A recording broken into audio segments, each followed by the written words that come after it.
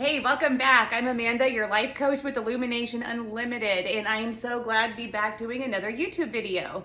So I very recently started this channel. I've had a TikTok channel going for a while now, and I started my YouTube channel so I could do longer, more extended Q&As, and also just to kind of expand my platform. So, and then I got sick not long after I started my channel, and after my third video, which if you've seen the other videos, you probably noticed the voice was a bit raspy in that third video, and I completely lost the voice after that.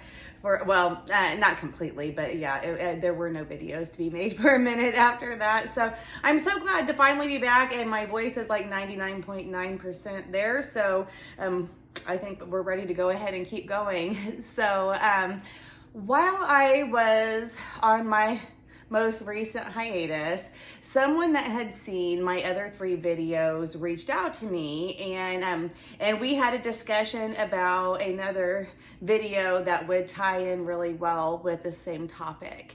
And so this is not specifically about her, but she does have at least a couple of people in her life she can think of off the top of her head that this could be helpful to. And I definitely know plenty of people that I think it would be helpful to as well. So today we're going to talk about enabling.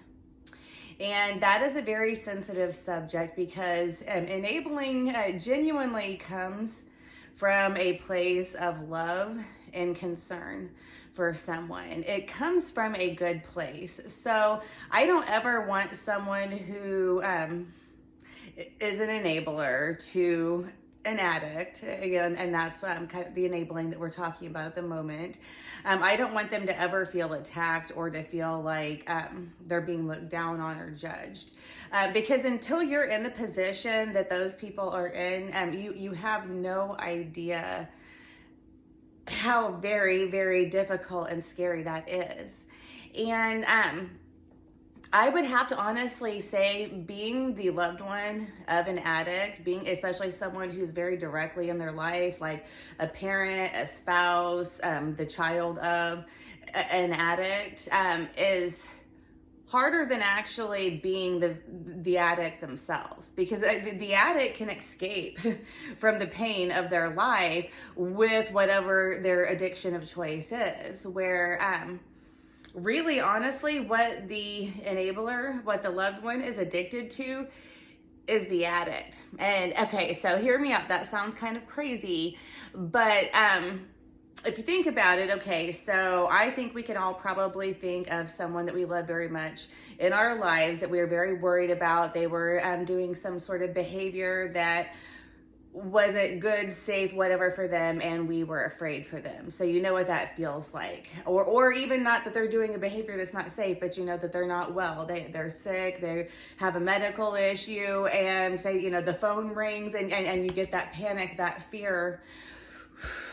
You know that something you're going to hear something really bad, and it's going to be really bad. And then if you hear relieving news, like you find out that like, no, this person's going to be okay, then the relief of that is like none other, and you all know what I'm talking about. And then on the other end, if you find out that your fears were true and that the person is not okay, you know, you come out of your skin with fear and anxiety and worry.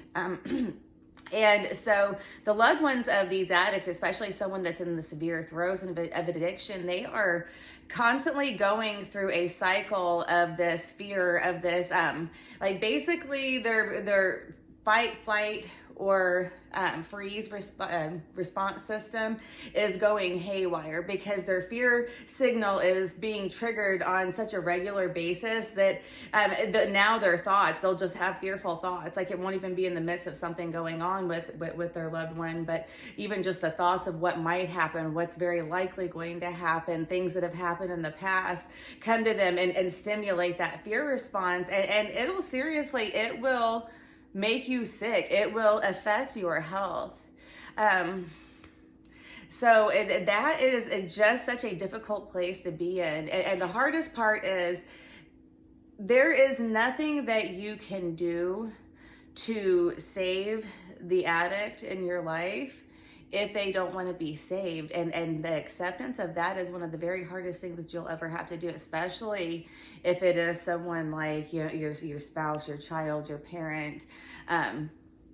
If they don't want to get better, they won't. And I'm not saying that you have to love and be happy about that, but that is a very real fact that you might have to accept. So what do you do? Like, obviously, you know, as a parent, you even an adult child who's an addict, and you fear for their lives. You don't want to just throw them out on the streets and ignore them. But at the same time, to your own detriment, if they're coming into your home, and a lot of times in these situations, they're taking advantage, they're stealing, they're lying, they're sneaking, and they're, you know, bringing about dangerous situations into the lives of their loved ones. It's not fair. And I know that the addict is sick, and the addict definitely needs help. But you cannot, if you love them, enabling them is actually doing them more harm than good. And let me say that louder for those of you in the back. If you are enabling an addict, if you are making it to where you're giving them money, you're giving them a place to live, if you're making it to where it's comfortable for them to continue with their destructive, addictive behavior, then you are contributing to their disease. You are contributing to continuing to make them sick. It's be better off to draw a hard line. You can help someone if they're helping themselves, but if they refuse to help themselves, you can draw boundaries. And if they refuse to talk to you and they hate you and they don't want anything to do with you, that is so unbelievably heartbreaking, but it's a reality you might have to accept. Because at the end of the day, you have to make sure that you are okay. That is your one job. You raise your children. You do your very, very, very best if you have children as a parent to raise them and make sure they're okay. You can't guarantee they're going to be okay, no matter what an amazing job that you do. I've seen the most amazing parents have children that are in prison now.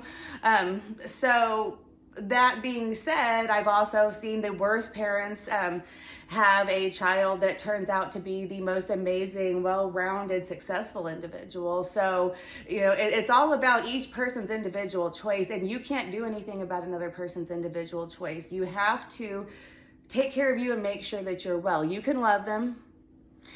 You might have to love them at a distance. You can be there for them when they are making the effort to better themselves and help themselves, but you can't save them if they don't want to be saved. It is the equivalent of, imagine that, you know, you and your loved one fall out of a boat together in the ocean, and you're in the middle of the ocean and you're getting hit by waves, and you're swimming, and you know you don't have a whole lot of energy, but you got just enough to keep yourself afloat. And then your loved one comes along and they can't swim at all. And they put their arms around your neck and they completely drop dead weight on you. And you're going to be able to, for a minute, especially with the strength of your love, you're going to keep swimming and keep both of your head above water for a minute. But after a while, if they're not helping you, if all they're doing is holding you down, you're going to go under with them, and the two of you will drown together. The only hope in saving them is setting a good example, giving unconditional love, but drawing hard boundaries and not enabling the behavior. Don't do anything that would contribute to them being able to continue their addictive behavior, and do everything to help them help themselves if they want that help. That is how you deal with that. And I know it is so hard. And I've been in situations like that, not saying, you know, directly, but I've definitely seen and been in front of plenty of situations like that. And I've seen how it turns out one way or another. And I've seen parents stop enabling their children, and with it breaking their hearts, having to draw the boundaries that I discussed and say, I won't continue to help contribute to you damaging your life. And that child, because they didn't have any other choice, pick themselves back up and turn their lives around and are doing great now. So I've seen success stories come out of ending the enabling. Very seldom do I see someone enable someone to wellness. Instead, I see the enabler become sicker and sicker and sicker until they're right down there in the pit with the addict themselves until they go under as well. So anyway, I hope that that helped. I would highly, highly recommend, if you're in a situation where you think you might be enabling an addict, I would see a therapist, a life coach. I would reach out and talk to someone and really go over coping strategies and what you need to do to keep yourself okay. As you go through this. So I hope that's been helpful to someone. Thank you so much, as always, for tuning in. And now that the voice is back, we're going to keep rolling with these videos. So send me your questions if you have any. And I already have a plenty in reserve. So I will be back really soon with another video. Thanks so much. Have a great day.